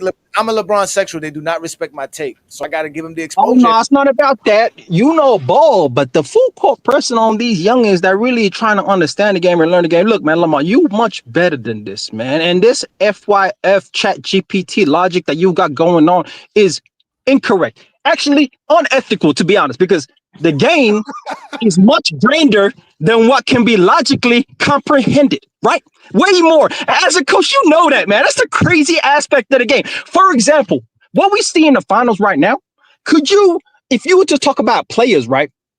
There are certain players you've kind of said this in the past when you talk about pattern and non-pattern plays, but there's certain plays that are dependent on systems, and there's certain plays that are not. That is already a huge difference when it comes to what Hans like to find. That's a good test question. What was that? That's a good test question because if ChatGPT is just basing everything off analytical data, you can ask questions that the eye test can only answer to see if it comes with a correct answer. Give me a question. Okay. Give me a question. Okay. That's a good point. Okay, I'm gonna give you this question. Yeah. When it comes to the highest levels of winning. Hold on. When Young in Africa, the NBA. hold on. Let me start it by saying Young Africa wants to test your knowledge. No. First off, don't give it no angles. No. We don't want that. We don't want that. What I'm saying, no. We're not testing nothing, and we're not putting ChatGPT on the defense. We're not doing none of that, Lamar. You the slickest dude on YouTube. We're not doing none of that. I'm just saying, Young Africa asked. Okay, what's the question? Yeah. The question is, how do you quantify? How do you quantify? Okay. Will. Effort. Energy. Focus. Discipline. When it comes to equating players, because you can't do that with numbers. But how does it do that? When it comes to what? When it comes to evaluating players, how do you do that? What do you base it on? And don't give me no steals, blocks, and dumb shit. No. Hold on. Sorry, give me the exact question. Hey, you heard the question. You can label it in any way you want. You heard the question. Go ahead. Can I read it back to you? Go ahead. It says, Young Africa asks, how do you quantify will, effort, energy, and focus and discipline when it comes to evaluating players in the game of basketball, correct? Facts. And do you want it to focus on any specific league like the NBA? Yeah. NBA, it would be preferable. Yeah. Lamont, guys, peace. I'm out, man. Y'all have a good one. Slam. So, all right. Young Africa, let me share the screen so you can see there's no finesse. Hold on, let me share my screen before I hit enter. All right. Do you need me to zoom in? No, you could just read it, but go ahead. All right. Because as we watch the finals, we can see that players that can step out of being dependent on a system, being dependent on a coach. I got an answer for you. That's a powerful question. Oh, thank you, ChatGPT. Because will, effort, energy, focus, and discipline are hidden engines behind greatness. You can't box score them, but if you ignore them, you will miss the soul of the game. The soul of the game. Hey, for 7 hours straight, Lamont, I feel like FIF has been missing. Here's how we quantify the unquantifiable in NBA evaluation. Hey, how you meant to quantify the unquantifiable? Go ahead. Go ahead. Hey, look, Africa, this is not about to go good for you. Will and effort. How do you measure who refuses to break? Quantifiable proxies, defensive recovery, effort. How often a player fights back into the play after being beat. Loose ball recovery and hustle stats. NBA tracks these now. Transition, defense rate. Who runs back full speed every time. Contested rebounds showing willingness to battle. Games played in minutes. Playing through pain shows will. Examples, Allen Iverson, undersized, consistently injured, but never stopped attacking. Energy, who brings the juice every night. Quantifiable proxies, per 36, per minute production. High energy guys often outperform in short burst, on, off, plus minus swings. Energy shows up in how the team performs with them on the court. Defense activity stats, deflections, blocks, plus steals per 36. Examples, Russell Westbrook in his prime. His box scores matched his on-court intensity. Focus. Can they lock in during the biggest moments or the ugliest nights? Quantifiable proxies. Clutch time stats. Shooting percentage, turnovers, decision makings in the last 5 minutes. Low turnover rate in crunch time. Consistency, game to game. No mental lapses in effort or output. Example, Kawhi Leonard, always locked in, even when he barely speaks. Discipline. Do they stick to the system and the role? Do they sacrifice flash for function, quantifiable proxy, low foul rate for defenders, shot selection efficiency, shot quality data, rotation integrity, tracking data? Do they stay home, switch properly, hedge on time, film study habits from reports, coaches quote, coaching quotes? Example, Tim Duncan, never chased stats, always played the right way, never broke the scheme. It has intangible synthesis, dog rating. It says some analysts now use a dog rating informally, combination of hustle plays, deflection, clutch defense, vocal leadership, tone setting. Players like Jimmy Butler, Draymond Green, Marcus Smart, Pat Beverly don't pop in box scores, but they grade high here. Summary: we can't directly measure heart, but we can watch what it does to a game. The tape tells the truth. The numbers just follow. You quantify will, focus, discipline, and energy by watching who breaks first, who sacrifices, who fights when it's 2 to 10, not just 98-98, and who never needs to be told twice. Young Africa, man, that might be an ether. Oh wait, let me. First off, ChatGPT acknowledged my question, and I do, and that was my next question, and I do want the top 10 according to Chat. But let's just talk about what it just said, because these aspects of the game, I've been listening for the many hours that you've been on stream. Do you have a question for ChatGPT? But I do. But I want to say something that hasn't been evident, and that is that the soul of the game, as ChatGPT put it, the soul of the game has not been spoken about. And we're speaking about the game without the soul, without what it means to win, what it means to be those guys. Now, when you talk about the game in such a way that it's just abstract numbers, and we label accolades and achievements as just raw facts and don't actually contextualize what the process of meeting those and getting those achievements actually mean, then we take away the soul of the game. And what we're talking about, and what I'm talking about, is that when we watch the finals right now, I think it should be more clearer than ever that the intangibles to winning is way more important than the points, rebounds, and assists. The will. Why does Tyrese Halliburton come out and not be aggressive? It's a little to do with being dependent on a system in which when you are playmaking, you are more open and you have more feel of the game. If you don't get shots and the other guys don't make shots, you don't have so much space. Young Africa, do you know why Halliburton's not aggressive early in games? That's not his play style, and on top of that, he needs to get. What I think is that he needs more space. The stats and data support that he's never aggressive early in games, and he almost always turns up and becomes more aggressive late game. And why do you think that? It's his identity, and the numbers support that. He's a playmaker. It's his Halliburton to come out.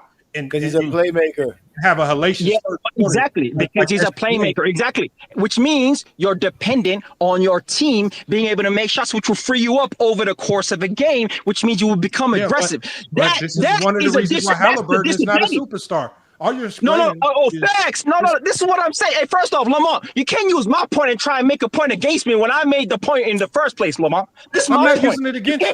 No. We're having a conversation, but if you want to have an argument, you can do that. Look, I'm saying that type of player can be tracked with data. You don't have to look at the soul of the game and notice.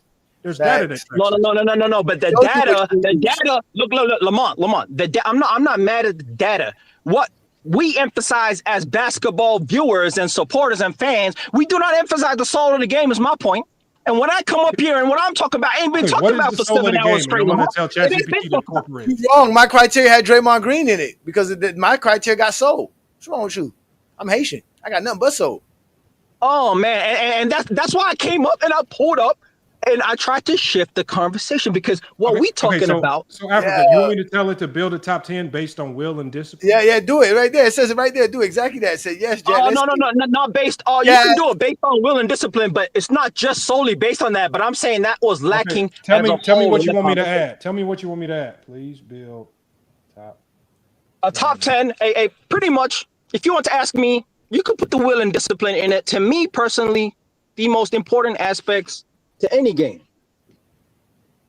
Hold up. But also add what? What are we adding to this? Oh, the most important thing to me when it comes to the game of basketball is two-way ability. That's clearly the most important thing in the world. Yo, what's up, man?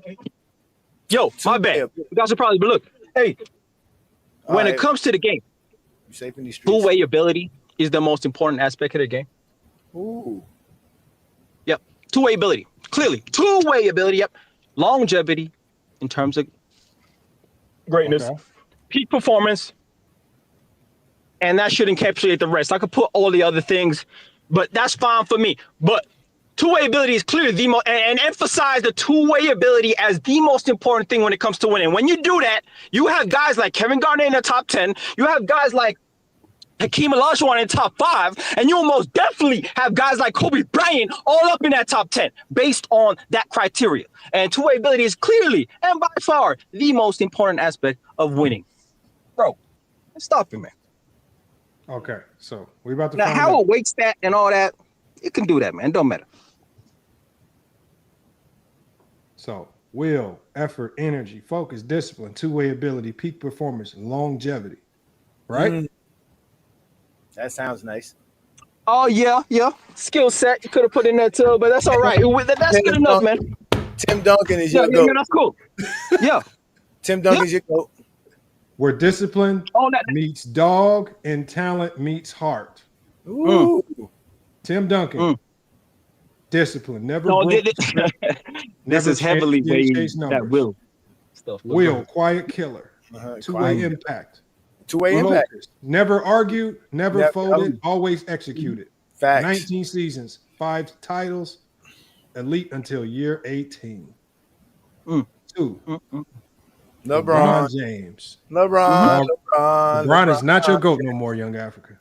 No, this ain't my list, but go ahead, man. Do you, Number 3. Lamar? Oh, they go Kobe. Kobe's number 3. You got Kobe. Facts. You do got Kobe. No doubt. And all these 3 in my top 10, obviously. Yeah, Hakeem top 5, guaranteed.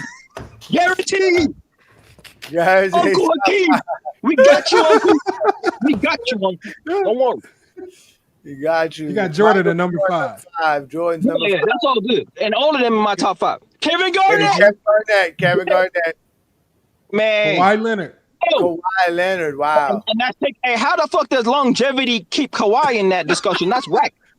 It says anyway, health issues aside, his peak. Health issues aside. No, that's a category, man. What do you mean? Okay, hold on. Anyway, go ahead. Wayne Wade. Oh my God.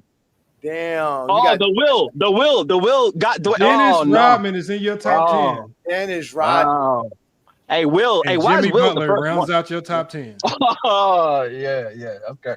Your Okay. honorable mentions are Tony Allen, Andre That's Iguodala, crazy. John Stockton, Giannis, and Draymond Green. Oh, see, there you go. Draymond Green. There you go. You talked about heart, the soul of the game, brother. Soul of the Now, game. like I said, skill set, versatility. You see what happens when you playoff try to performance, finesse all of and use these all things. this random stuff. John. I see it. Random. It's Random. Yes. What's random about it? Because we determine the best players in NBA history based off the simple stuff.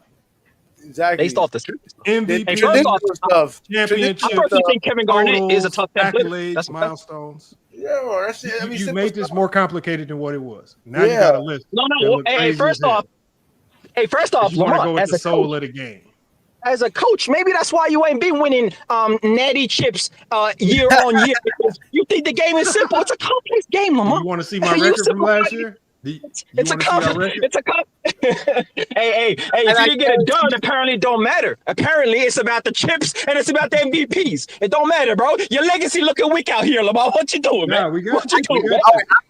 I can just guarantee this. Discipline is some Lamar coaches, right? I'm sure Lamar coaches discipline. Oh, he knows what I'm talking about, real. You can't coach heart. It's either you have it or you don't. So it's either Lamar could. No. You can hold a standard. You can hold a standard. No, you that can't. has a Lamar can't do nothing hold about a kid. Lamar can't do nothing about a kid he got on his squad if the kid don't have the heart. All the thing Lamar can do he is ain't got the heart, then he go on the bench, bro. What do you mean? That's a standard, bro. Like what? Africa, Nah, man. you Look, can't do man. that, bro. You can't do that. You just got to This find is a way to elite. use You telling me this is the way to use them. Africa? This is elite right here. That's elite. Hey, I just heard before that 10 years of dominance by Kobe Bryant doesn't matter because the nigga was a sidekick. Hold on. So all of these, all of these seasons that didn't result in a chip don't matter, bro. Don't matter. So, hey, Johnny, you see this? So I see it. We talk about you want to see sustained dominance, right? Here go last year. Oh, 30-5. Okay, hold on. Sustained dominance. We're gonna go to the year before. And that's the monster coach now, ladies and gentlemen. 24 and 6. Sustained dominance. I think they canceled this season. Oh no, they didn't. That was the half the season. No, Lamar's putting more teams on his schedule year by year. So okay. So sustained dominance, man. 21 is the one they didn't have the season because of the pandemic. Yeah, 2021 we didn't have a season. But I didn't take over to being the top coach until 21, 22. Okay. See, and how many of them seasons resulted in a championship though? How many of them seasons resulted in a championship? You said how many what? Because I've been hearing that it's about accolades and it's about achievements. These are accolades and achievements. Hold on, let me show you. Oh no, a great regular season don't get you 8. Shout out to the Cleveland Cavaliers sitting at home. We don't say shit about them because they ain't shit. It don't matter. No, don't give me regular. Don't give me. Hey, hold on. What does that say right there, hey Johnny? What says ACBL playoff champions? What does it say? What does the article say? Oh, 3-peat Lopez Men's Club basketball crowned three-peat. He a 3-peat conference champions. 3-peat, brother. We haven't lost a conference game in 3 years, man. Conference. Sustained. That's conference. Hey, hold on. Hey, Johnny, what does a conference championship mean, though? Huh? What does that mean? A finals appearance? A finals appearance in your conference. Then where do you go after you win your conference championship? You fight the finals. Yeah, you go to the final. What happened in the finals, Lamar? No, this is your standard, Lamar. You measure yourself by your own standards, Lamar. Johnny, you can't even. Hey, hold on, Johnny, you can't even help Lamar right now. When I pull up, hey, shout out to my guy Hollywood Herm. When I pull up, I press everybody, and you can't get away. You gotta use your own logic on your own career, Lamar. So when it comes to coaches and your own conference and your own national whatever competition, when you rank up, man, it comes to the finals right here. Look. No, you got a lot of mini trophies. You got a lot of them silver trophies. But what about the gold ones? What about the ones where you get to the finals, though? Because this is the standard that we're holding every other great player in his class. And by that, I mean top 10, top 20 all-time great players. And we're still doing the nasty work up in here. Unfortunately, we finished third in the nation this year, man. Third in the nation, which means what? We didn't make the finals. We got bounced in the semis, and we won the consolation prize is what that means. Damn, bro. Damn, like that's cool, but what that mean? That sound like a what? That sound like a Hakeem exit first round. We didn't even get there, man. We need to hold the same standards. That sound like a 50 win Hakeem season, and we didn't win a chip. This game right here, this would have been where Hakeem lost. Hakeem would have lost his first game to Michigan State. No, but Lamar, at your level, your championship is your conference championship. You're not, you know what I'm saying? Like that's. We have a national. I know you got a nationals, but then when you're not playing everybody from the national tournament though, right? You don't have a regular season versus everybody in the national tournament, right? I mean, no. You play everybody. That's what I'm saying. You play everybody in your conference. You can play somebody in the national tournament that you've never played before. Yeah, we never played any of these teams before. So that's what I'm saying. So your real championship is the teams you play in your season that you end up going to the playoffs with in your conference. Hey, Johnny, stop! You can't save the man, bro. What do you mean your real championship? No. Hold on. If you hold on, Johnny. Wait. You play in a weak ass conference. Wait. If you're going to ask me, the reason Lamar's able to be in the national is because he won his conference. That's the whole point. So to me, yeah, I know that. You ain't telling me nothing new. So that means if you in a weak ass conference and you beat up on that conference every year, then you get to the real big ass conferences and you catch an L. What that mean, Johnny? What that mean? Those are invitationals. He's getting invited because he has won a champion. He's a champion. Oh yes, invited to the best of the best, right? That's what we're getting invited to, right? Yes. He is the best of the best in his conference. He's the best of the best in his conference, man. bro. Oh my No, we're goodness. the Hey, best on the West Coast, man. Hey, Johnny. When Indiana Pacers lose the finals, are you gonna celebrate the Indiana Pacers, man? Are you gonna give them their credit? They got a trophy. They got a hat. Are you gonna they give got them their shirts, credit? Are they you got gonna hype confetti. that shit up? Yes, yes. No, I hell always no, like lying, yes. I always do it, sir. lying ass niggas, man. Hey, the niggas can't. Look, they can't No, let hey, nobody speak. don't mute me, bro. It Yeah, ain't because like you're that. not letting people speak, bro. Listen, you gotta let people speak. Yes. I do praise conference championships in the NBA because the NBA does. It's called a championship. They give you a trophy, they give you a shirt, a hat, a banner, confetti. Why is it not considered a championship? Johnny, that's all you can do, bro. You got to put me in the back. I'm like that, man. I'm really like that. I'm actually feared in these YouTube streets, man. It's really like that. I've been banned on too many. Hey, Johnny, the dumbest shit I ever heard. Look, like I ain't been listening to niggas for 2-3 hours straight. Look, these niggas ain't even giving Kobe Bryant his credit in his career, talking about we're gonna celebrate conference championships when this man makes Look at me getting cut off. I ain't even started talking. I ain't even made my point. That's cold, Lamar. That's what we on now. When niggas can actually fucking dribble up in here, we cut them off. That's what we do now. We let the dumbass niggas talk for 20 minutes straight now. That's crazy, bro. I can't even get it off now. I can't even get it off. You didn't even answer the question. You didn't even answer the question. I was in the middle of fucking answering the question, bro. I was in the middle of that. You talking about Kobe Bryant? It had nothing to do with winning a conference. Hey, Johnny, you out here sitting? No, this is crazy talk. This is crazy talk. We out here disrespecting Kobe's legacy, but claiming conference championships are fucking valuable. This is the crazy talk that we do. The double standards that we hold. How did we disrespect Kobe? Indiana, no. How many conference titles does Kobe have? How many conference titles does Kobe have? He made 7 finals appearances, which means he has 7 conference. Can I let two peas in the bone hop in real quick? No. Go ahead. How is that discrediting him? I gave him credit for those. That's not discrediting him at all. You didn't mention that once. Did you mention it? In 7 hours straight, you didn't mention that shit once. Of course I do. So what are you talking about? Of course I did. Of course. Okay, hold on. No, you did not, bro. Stop the dumb shit, man. Stop it, man. Hold on 1 second, Africa. Hold on, Africa. 1 second. Well, I just want to get him to chime in real quick. Yo, what up, Lamont?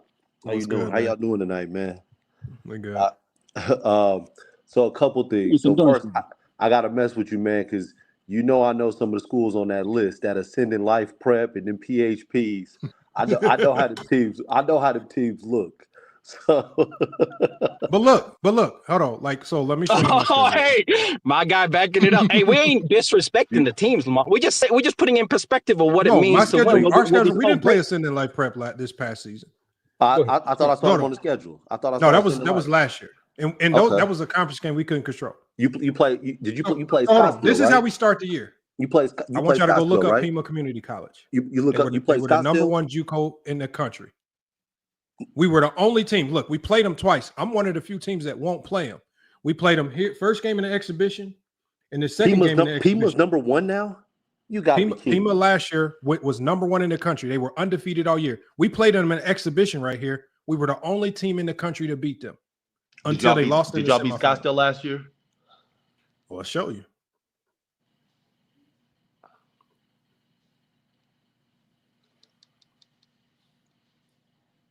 Okay, that's the one that's the one that's on YouTube. I'm gonna call the Scottsdale coach tomorrow, man, and ask. Oh, he got fired. Don't worry. Huh? He got fired. He did. Our game was the reason why.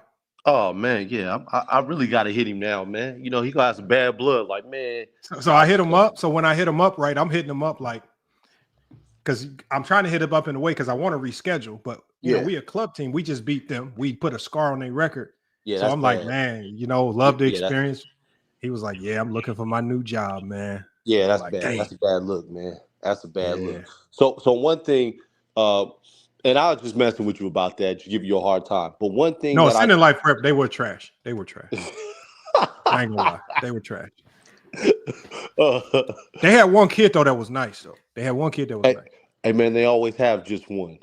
It's like all the prep the Pacers, man. That sound like the Pacers cooking on the East. That's what that sounds like. Everybody else is just a money grab. Lamont, one thing I would say that no one is mentioning, right? So when I do my top 10 criteria, I understand the accolades.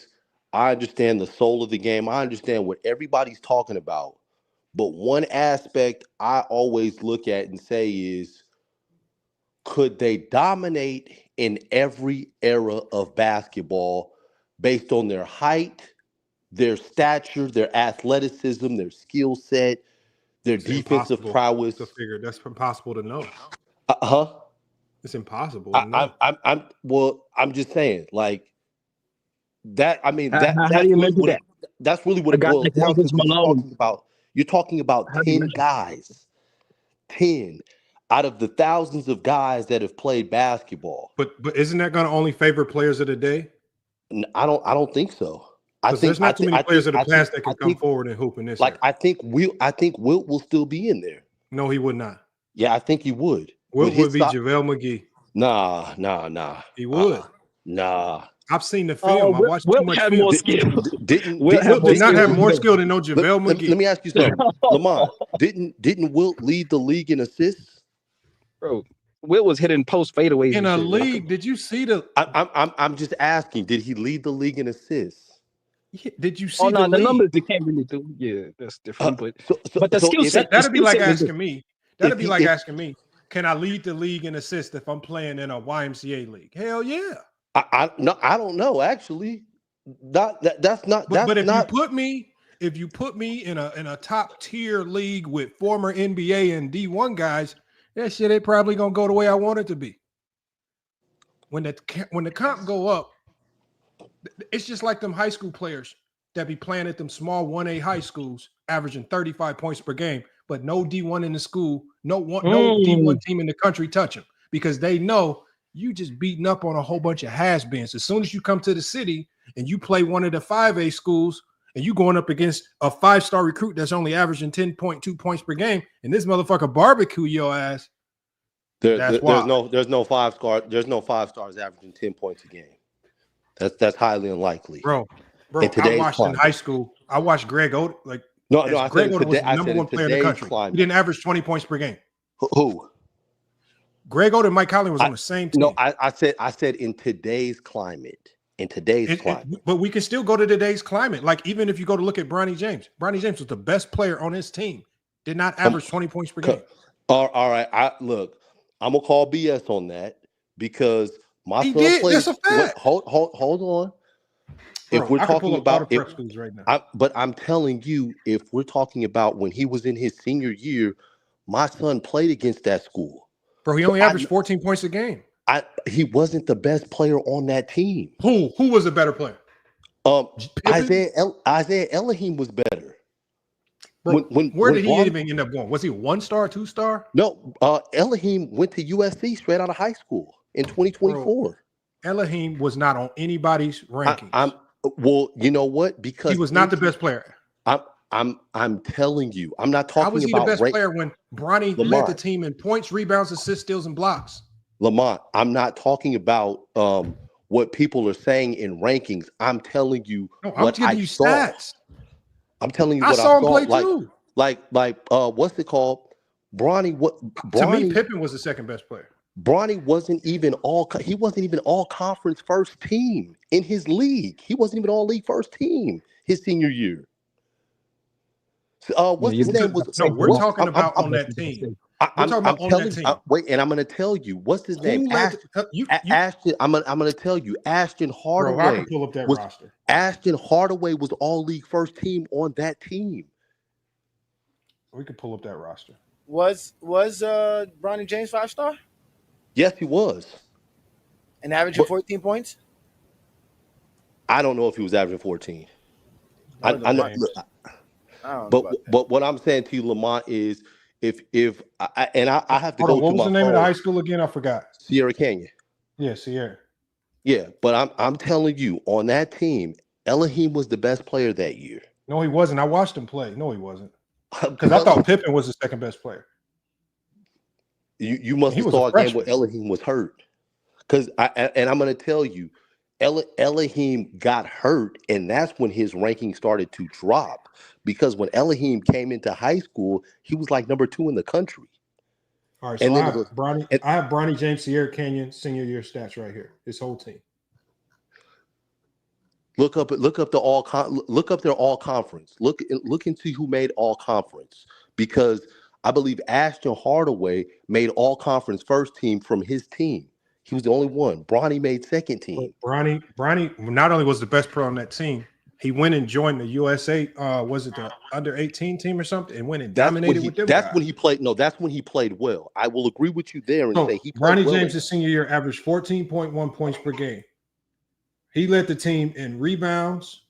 He led the team in assists, steals, and blocks.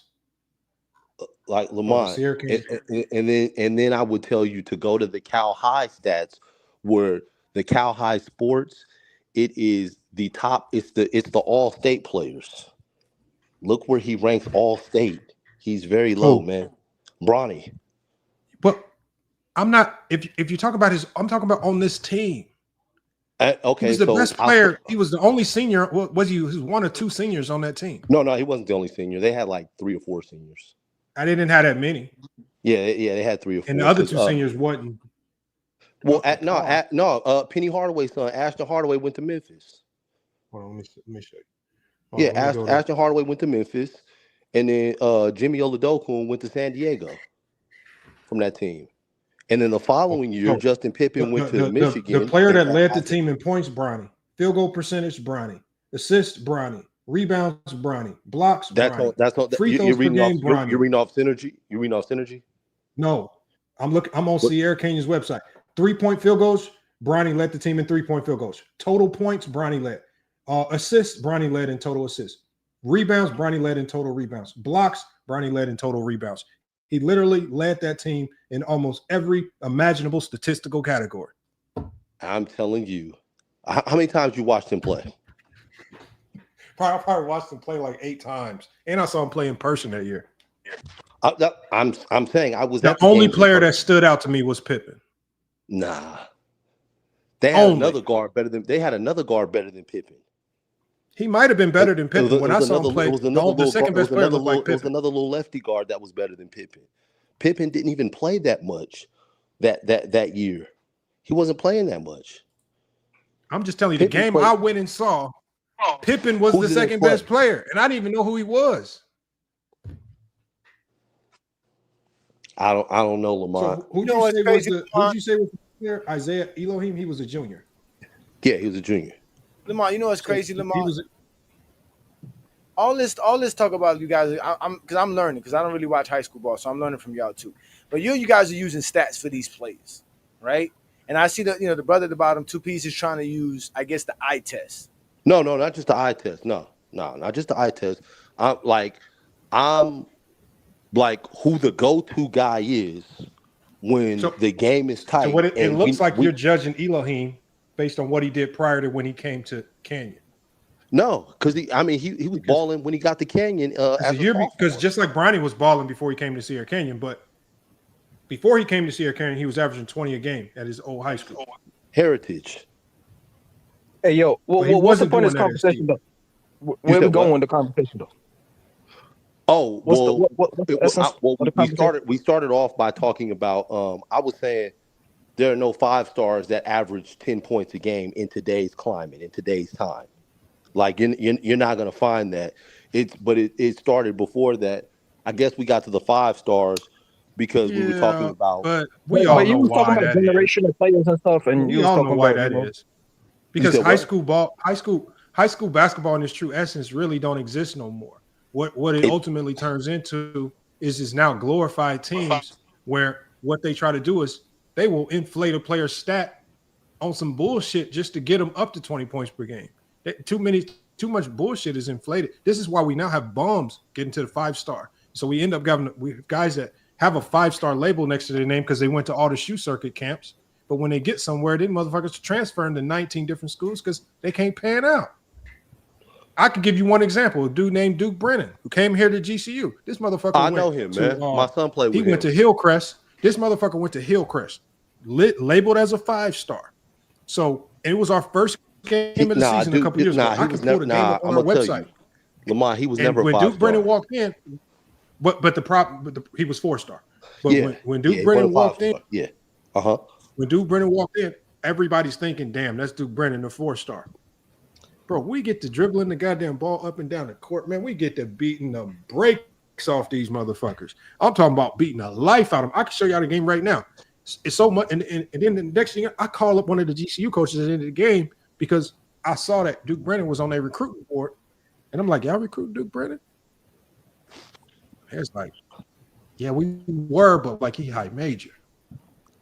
How do you get a 4-star ranking and you're not really, really high major? It's because you go to these bogus prep schools like Hillcrest and you go and inflate your ranking. I'm going to tell you what happened. I'm going to tell you what happened with him. You don't really put yourself through no real adversity. And these prep schools is the problem, not the high schools. To me, that's what happened with him, Lamont? What happened with him is, bro, he's a bum. That's what happened. Our big man gave him 40. I'm going to tell you what happened with him. And he's a bum.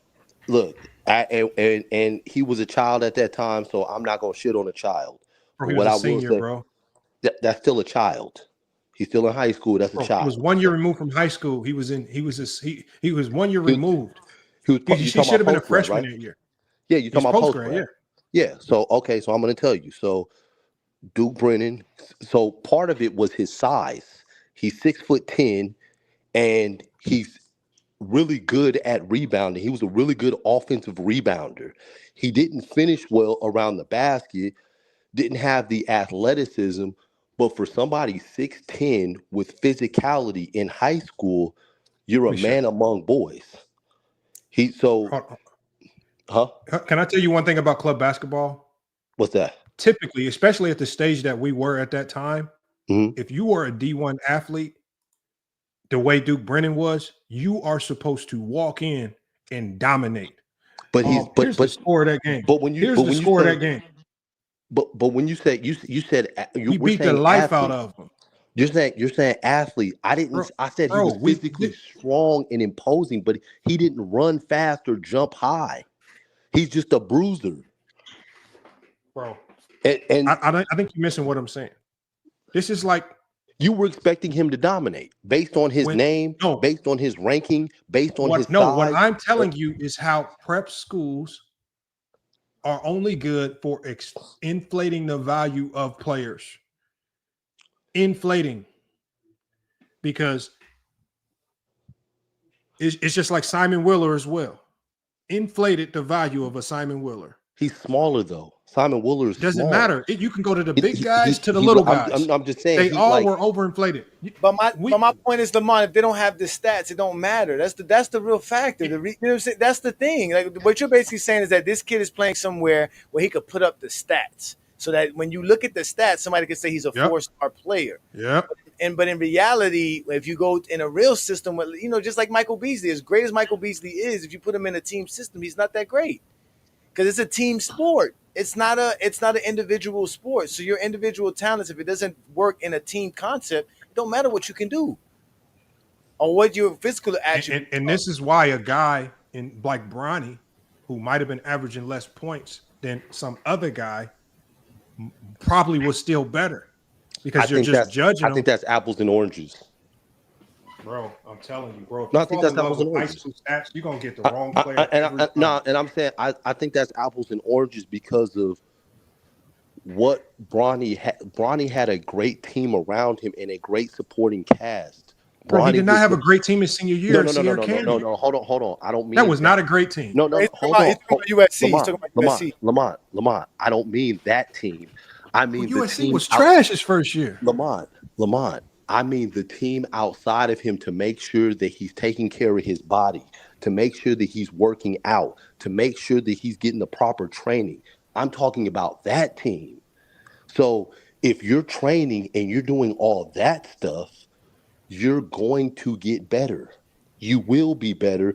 And then he's coming into the league where his dad has been in the league for over 20 years. So he's telling him what to do to stick. These are the things that you have to do. These are the things that you have to work on. That's a great supporting team around him to help him succeed. And, I know Bronny will succeed in the league because of the team around him. And I'm not talking about on the basketball court. I'm talking about that's going to help him be a professional. Bro, That's what he has that these none other of that guys matters. don't have. None of that matters. That if does the player matter. himself ain't got it. You can have. I'm talking about. It's certain players you can give the greatest team in the world, but they not getting nowhere past high school basketball.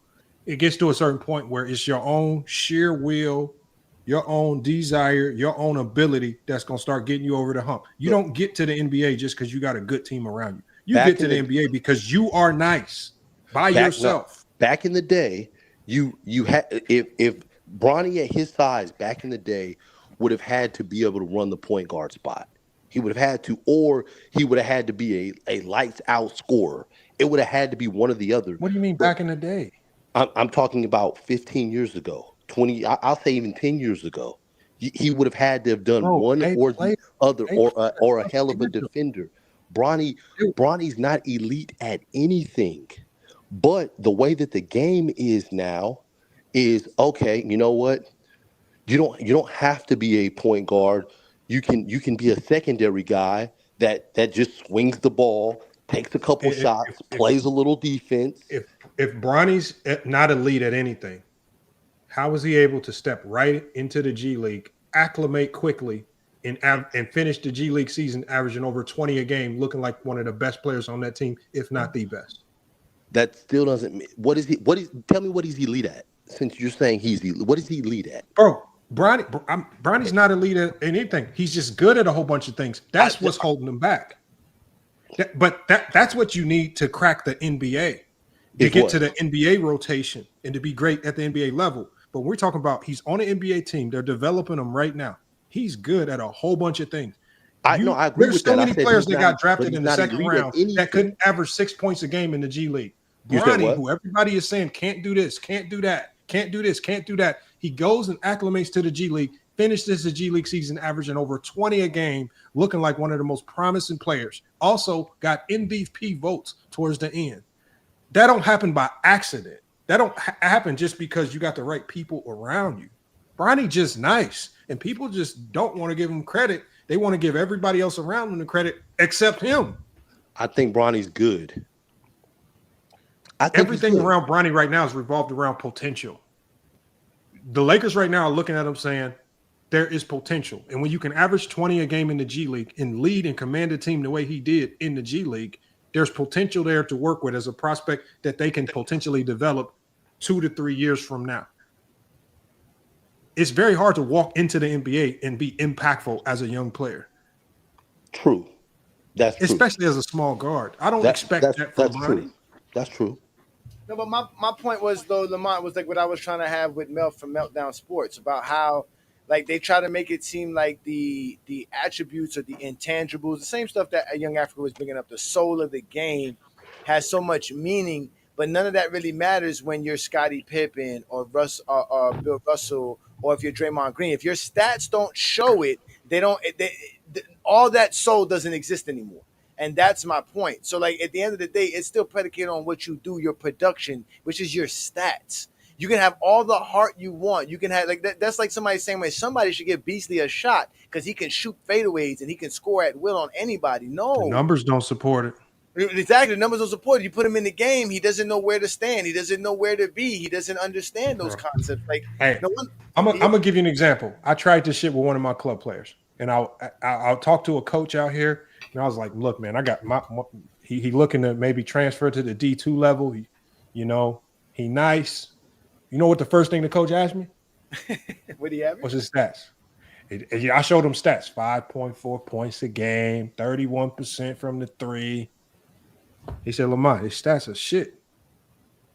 And I said, I know, but he can't do it. You just got to give him an opportunity. He said, look, you are your stats. That's what he told me. He says, I can't even work with a guy that don't got the stats. Like, you can possibly work with a guy if he has the stats from a competent level of play. But if he walking in the door and his stats don't even reflect it, it's just dead in the water, man. You got to have the stats. Bronny had the stats. Well, you said Bronny had the stats? Bronny had the stats. When? Coming out of SC or when? No, he had the stats coming out of high school. Yeah. No. I mean, no, like you said, no. Nowadays is different. The NBA drafts off potential. I mean, The NBA draft, obviously coming out of college, is I off would. potential. the That's how Thompson. Peyton Watson got I drafted was out of all the time. UCLA. What did the Thompson brothers average when they were playing in whatever league they were playing in before they joined the NBA? Where were they at? They were overtime elite, and it wouldn't have mattered. That's what I'm saying, because they're drafting off your potential. They're not really Yeah, drafting it, you off. it wouldn't have mattered. Too Oh, damn athletic. but what they were doing in college, I guarantee they were both. I mean, not college, in high school, they were both definitely over 20 points per game. They were overtime elite. Put it to you like this: at Chino Hills, LiAngelo Ball was the leading scorer. Yeah. But how did teams know that Lonzo and LaMelo were the two best players? Well, Lonzo averaged a triple double. Who was the leading scorer on that team? It was LiAngelo. It was Jello. How come he didn't finesse these scouts into thinking he was a 5-star? Well, I'm going to tell you one thing that people don't talk about is there's a certain body type that these scouts are looking for, and he didn't have that build. Potential. Huh? I hear you, but I'm still telling you there's a certain body type that they're looking for, that these scouts are looking for. And if you notice, you notice a lot of these players, they all got a similar body type. I'm talking about. What's Jello's size? What's his size? What is Jello? 6'3", 6'2"? He's about 6'5", about 6'5", but he's thicker. He's a thicker body. They want the long, lean, long arms. Can play 3 or 4 positions. They want that type of look. Lonzo has that look, and LaMelo has that look. They have the look. Yeah, they lengthy. Jello didn't have that look. Or you can also have something that scouts call pedigree. If you have so for me, especially if I was a scout today, I would be big on what you call pedigree.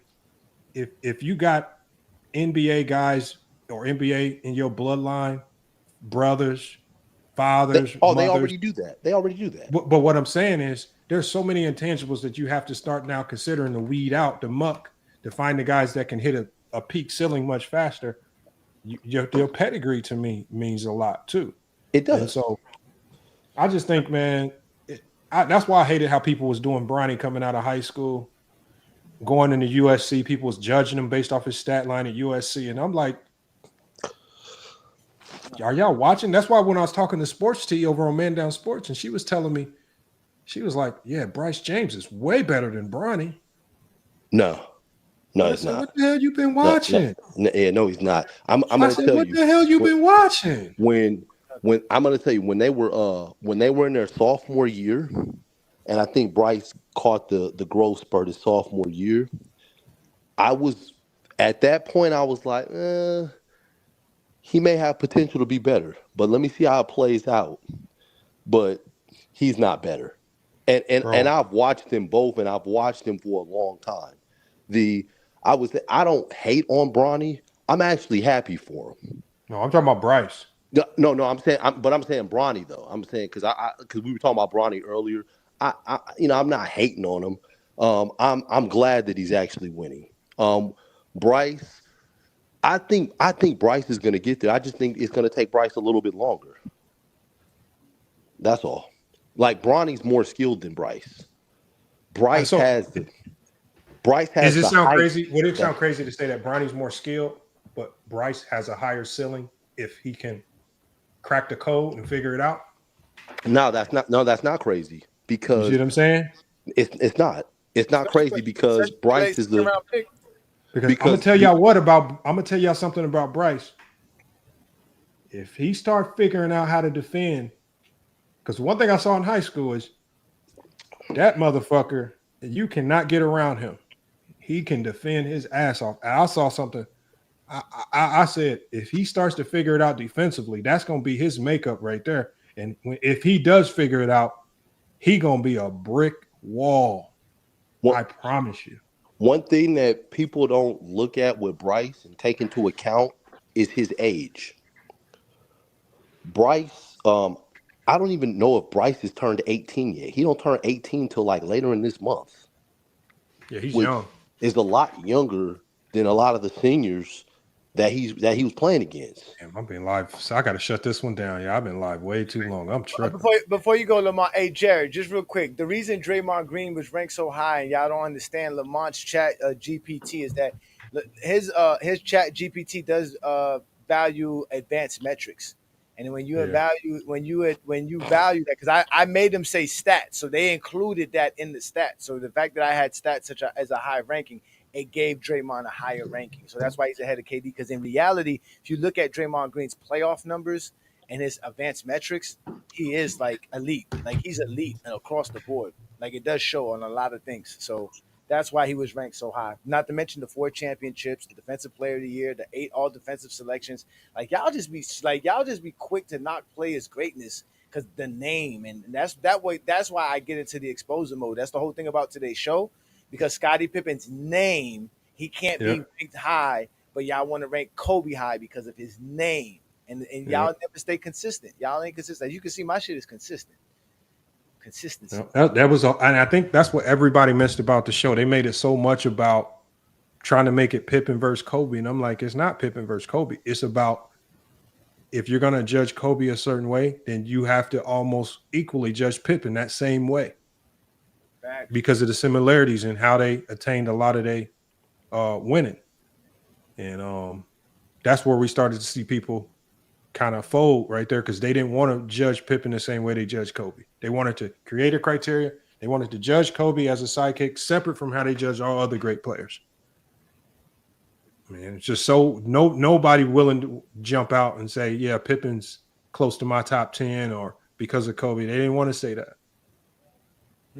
Yep. And from 91 to 98, those years, which is basically the title run years, Scottie Pippen averaged 20 points per game, 7 rebounds, 6 assists, 2 steals, 1 block. Shooting. It didn't look like Jordan. No, if it don't look like Jordan, it don't count. But like you said, we're not comparing it to Jordan. We're just talking about his impact. How is that not impacting the? No, but I'm just talking about from the fan perspective. One of the reasons why Kobe gets slighted, not Kobe, but Pippen almost gets penalized for similar reasons like LeBron. It's because the way he scores is not fancy or flashy. It's just straight to the point. Mm-hmm. Almost scored, no frills, no added, nothing spectacular. And I'm just going to get the job done. And it just seems like when you're boring, you get penalized.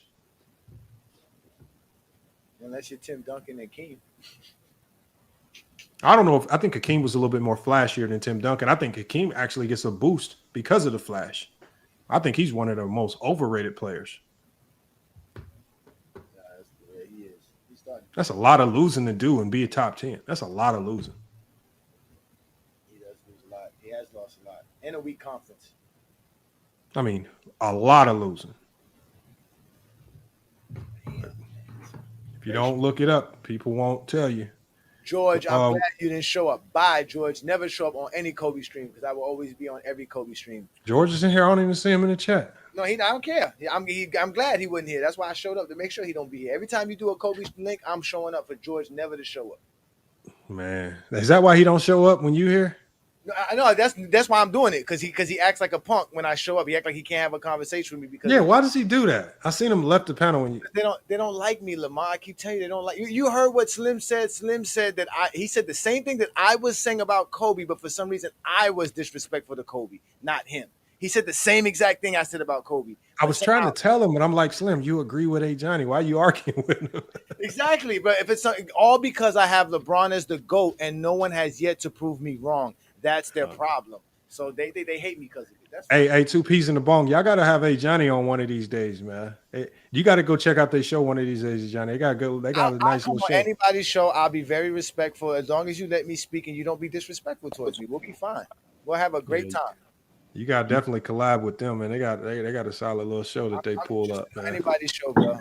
That's what I'm here for. I'm a content creator. I just don't like disrespect. I don't take disrespect lightly because you would never talk to me like this in my face.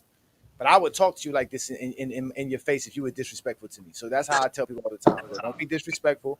Let people speak. Let a man get his take off. And then that's it. We can argue all you want to, but you guys just let me get my take off. That's all. Hey, man, I'm listening to your accent, man. Are you from New York, man? No. I'm from Miami. I was born in New York, but I've been living down here my whole life. I've been living in Florida since 1988. Yeah, man, you sound like a New Yorker from Queens, man. I was born in Queens, actually, to be honest with you. You sound like it. Far Rockaway, man. That's what you sound like. Jamaica, Southside Jamaica, Merrick Boulevard. Okay, yeah. Yeah. So like I said, I left there as a kid. I've been living in Florida since I was 8. So, but I do have an accent because of my older brothers, family members, things of that nature. So, gotcha. Yeah. So. But look, I'm gonna shut this one down. I appreciate y'all pulling up, sticking around, man. Team Lamont. Hey Johnny, I know we didn't do the debate Sunday, but I'm gonna make sure we get them pulled off, man. I got to reschedule them. You know, as soon as you put me on the damn bill, they were like, "Oh shit, we ain't coming, we ain't showing up." Now everybody working on the Sunday. Now nobody want to debate on the Sunday. Nobody want to debate, man. I was waiting for it. I was prepared. I took a nap and everything. No, we still gonna pull it off. Keep your notes ready. We still gonna pull it off. I just got to get a new date for it. So I'm gonna connect with everybody and reschedule it. All right, peace and blessings. All right, man. Hey, y'all, look, man. FYL Sports, man, another great podcast episode, y'all. Salute to everybody that stuck around. Bezo the Prophet, all the people that hit the super chat. Let's give a quick recap. We got Max with the $1.99 super chat. Mahari Nation Sports Podcast with the $5 super chat. We got Ninja Spicoli, $4.99 super chat. Tyson with the $5 super chat. Ninja Spicoli again with the $1.99 super chat. Ninja Spicoli again with another $1.99 super chat. And then we got, I don't even see a number on this, but I'm assuming he super chatted. Is missing context. Asked how many finals Jordan would have gone to with that Cavs team during the time. So he wanted to know himself. My apologies, Professor Raj, that I missed your super chat message as well. But I do appreciate it. Appreciate everybody that came through and supported the channel with the super chat donations.